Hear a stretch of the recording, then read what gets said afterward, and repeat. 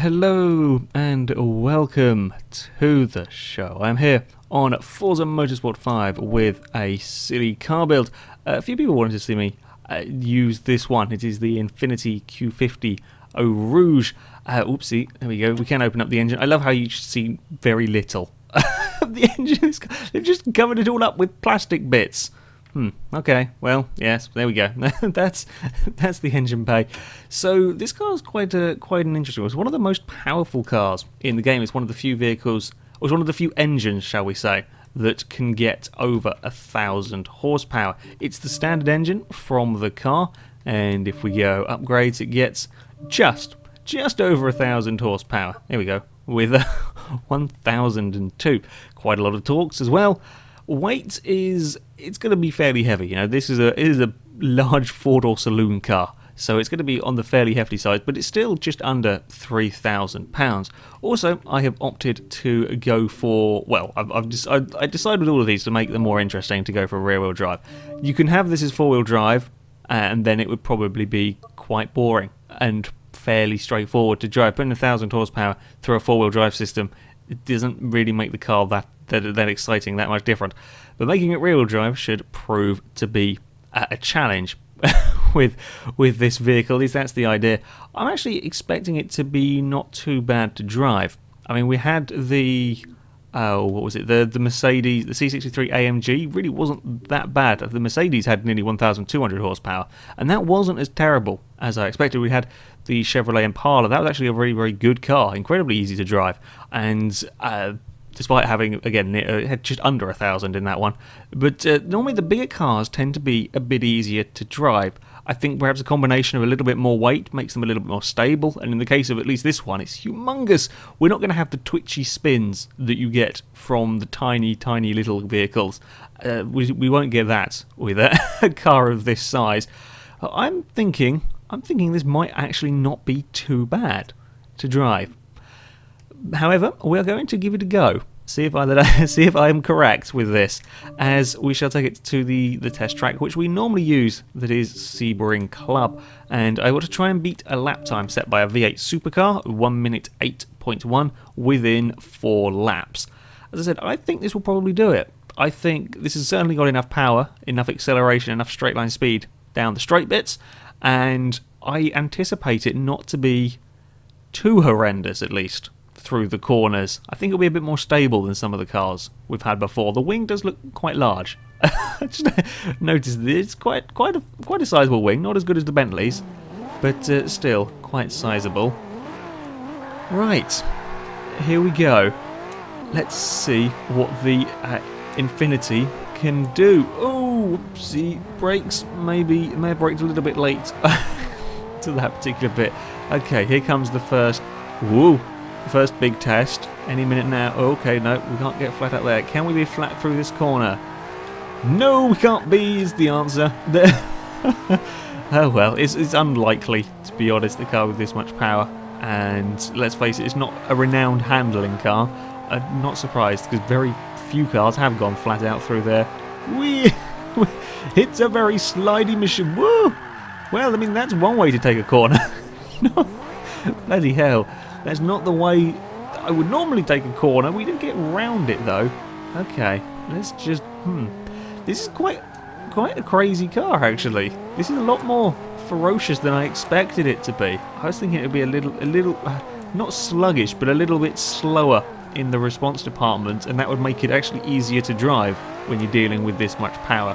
But no, it's everything wants to be spinning all at the same time. Come on. We can make it around that corner. Where do we brake?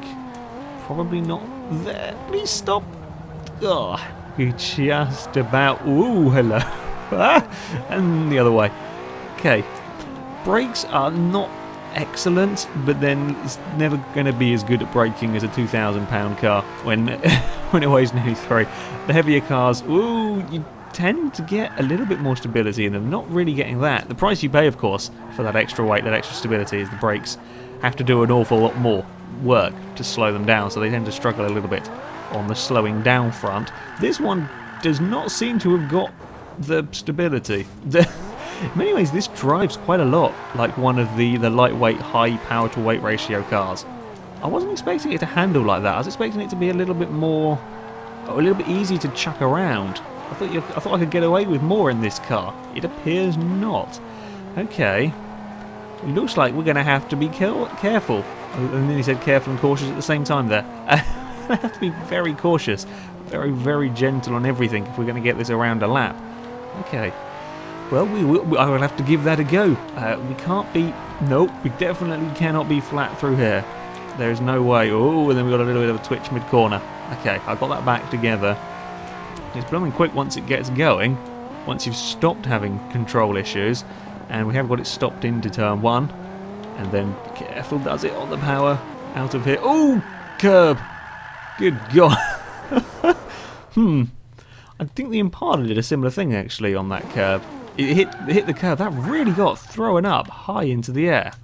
That's quite impressive, the amount of air time. On Forza 4, sure, I've rolled many a car off a curb. On Forza 5, it doesn't really work the same. But that got a lot of air time over that curb. Okay, we're only going to have one lap to set a quick lap time in. Oh, shoot. God damn it.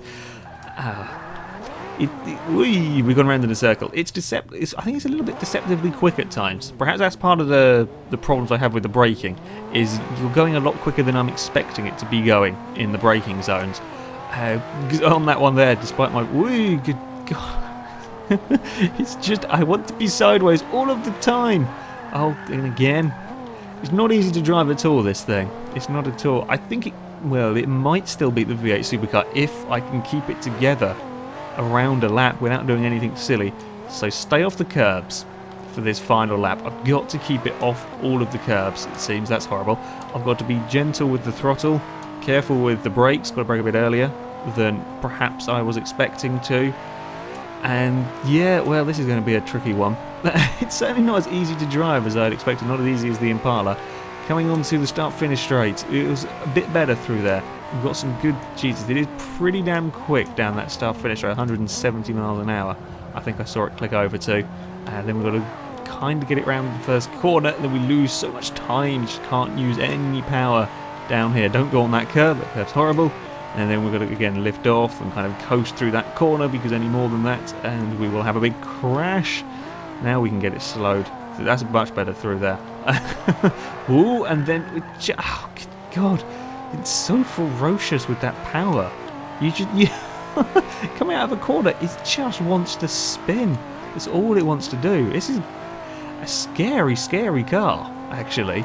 Right, neat through there. Still third gear. It's most definitely wanting to spin. I should probably have left it in third, not changed down again. Short shifting might be a good idea to do around this lap or over a curb, which is probably a dumb idea. And around second to last corner. One more scary, scary part to go. And crap, it's spinning. It's just wanting to spin the entire way. This is an incredible car. There we go. Now we can finally get the power down. 1 minute 8.6. It's not quicker. Oh, please stop. May have slightly missed the stopping bit there. God, this drives completely differently to how I expected. I thought this would be a little bit more refined, a little bit more controllable perhaps, with the extra weight and the extra size. It isn't. It drives exactly like the lightweight monsters we've had in the past. It's terrifying, really. Very hard to keep this thing under control. I think perhaps on that lap I did get sideways at one point a little bit. It may be able to beat a V8. Well, with plenty of practice, I'm sure it could do. But in the 4 laps, this car is just too hard to drive, and that's why I like actually having a limited time and keeping all the things sort of just as a fixed thing, because it shows also the degree of difficulty in driving the car. I mean, driving a V8 supercar around here is easy. Driving this thing, this is one of the harder cars I think I've had to drive, purely because it doesn't drive at all how I expected it. Well, there we go. The Infiniti is a pain in the arse to get around Sebring, but it's now time to find out how quickly it goes in a straight line. I'm thinking pretty quick for this car. What do we reckon? It's got 1,000 horsepower. It's not the most powerful of engines. I'm thinking maybe 235, perhaps 240. It's got a lot of power, but it's not the most aerodynamical of shapes. Really, it's a great big four-door saloon vehicle. So let's go to the tune car thing. Dump off the aero, 217 to start with. Ooh, I may have overestimated it a little bit. Dump off the aero, and then we are at oh, we've gone down in speed. That means the gearbox is wonky. Okay, we will shunt the gearbox about. So can we get to the 235 mark with this? Yes. It's quicker. 253. That's mighty fast. Have we got any more than 53? 54. Any more than that? That's a lot quicker. Oh, now we've overdone it. 254, it reckons it can do. That's very quick for a car. This is not hugely aerodynamical, really. I mean, I'm sure it's been designed very carefully, but it's not the ultra lightweight, sleek sports car body on this. That's pretty damn impressive for this style of car. However, I'm not sure it will be able to reach. It's going to be quick. It was quick at Sebring, but the last few vehicles we've just been running out of straight at Le Mans. This is the longest straight I have to play with in Forza 5. And quite a few cars have not been quite reaching their estimated top. We just run out of straight before we get to a horrible corner and a horrible bump before the corner. So, okay, we'll give it a go. I think this probably will get to its top speed. I think it was pretty damn quick accelerating. 170 at Sebring with wonky gears, by the sounds of things, is certainly not bad. Or on that layout of Sebring, I should say, is certainly not bad. Whoa! Now I've taken the aero off, we have even less of the downforce. Corner at the end of the straight. Do we think the Infiniti will make it? I think it will. I think it will have enough grip. I mean, it's not... Whoa, God, that bump's horrible. Oh, we're off on the dirt. Hey, come on now. There we go. The corner at the end of the straight is not particularly tight, so you have to have really very, very, very little rear-end grip to not make it around there. I think this should be good enough, I would think. Fingers crossed to make it. Provided we don't have any horrendous problems with the bumps. Oh, there's a bit of understeer there. Provided we don't have any horrendous problems with the bumps before the corner, like we had with the with the Lancia. I can't see any reason why this should have any horrendous problems with them. I think it should be okay. As we come onto the straight, away, we're almost at 200 after the exit of the corner. It's pretty quick accelerating. We're at 220 already. Yeah, this is a fast car. This is a seriously quick car, actually, in a straight line. We're at 230. Question is, though, we're sort of starting to run out of acceleration now. Can we get the 250 before the corner? Come on, Infiniti. You can do it at 245 miles an hour. We do go slightly downhill here. Come on! I want the 250 mark. Come on, it's so close. 250, there we go. 250 miles an hour before the corner. Can we make the corner? Ooh! Ooh! Oh dear!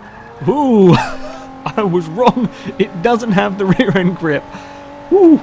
Okay, let's not do that one again. We did get it back together again. Good God. It doesn't have the rear end grip I expected from it. Yeah, it just doesn't have... I mean, okay, yeah, I have taken the downforce off, but a lot of cars have gone around that corner in this same configuration and been okay. It's not that tighter a corner. Well, there we go. The Infiniti struggles a little bit with the rear end grip. I know I've taken a four-wheel drive chassis and made it rear-wheel drive, but again, I've done that with previous cars.